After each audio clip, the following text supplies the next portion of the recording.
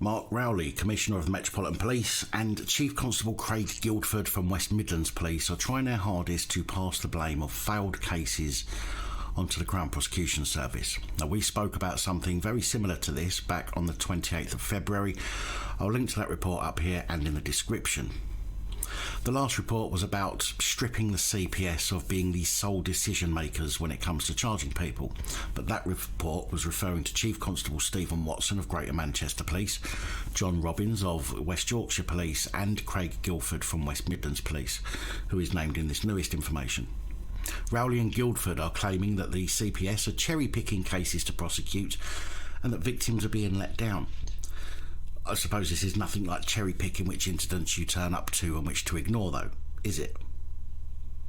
Rowley claims the CPS was simply picking the easier cases to secure convictions and dropping other cases rather than letting juries decide.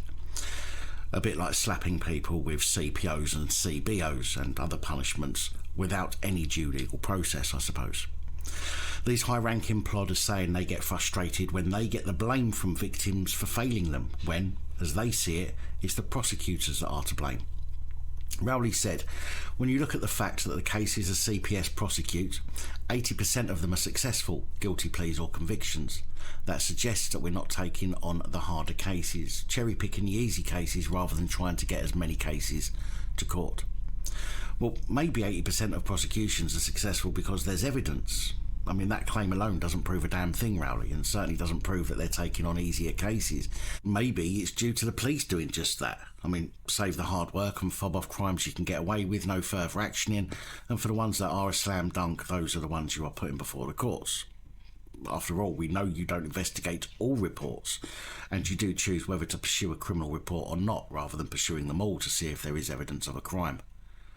Max Hill, the Director of Public Prosecutions, said in response to Rowley's claims, "I am surprised and disappointed by the inaccurate comments made by the Metropolitan Police Commissioner.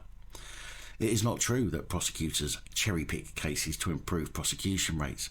We are proud of our high conviction rate, which currently sits at 82%, but this is not a target. We understand the extreme pressures and criticism the Met have come under in recent years and remain committed to working together to see all criminals held to account. Yet it is unfortunate and concerning that the Commissioner's comments risk damaging further the public's confidence in reporting crime and their confidence that justice will be done. The CPS remains steadfast in its commitment to working with all police forces and bringing criminals to justice." Chief Constable Craig Guildford said that he thinks we should reserve the CPS for the serious and complex cases and use the police for the bulk of cases. And I say that's a very bad idea. Police already seem to think that they're judge, jury and executioner in many incidents, with the top brass covering their arses as far as they can, and with police already investigating themselves when there is wrongdoing. Do we really want them making the charging decisions on the public? The thing about the CPS, although I think they are just as corrupt, is that they are not dealing with the suspect directly and therefore have got no idea who the person is. The suspect can't upset the CPS by saying they shagged one of their wives or upset them in any other way. But for the police to press for charging decisions when they are emotionally involved in the incidents that they attend, personally I think can only lead to disaster.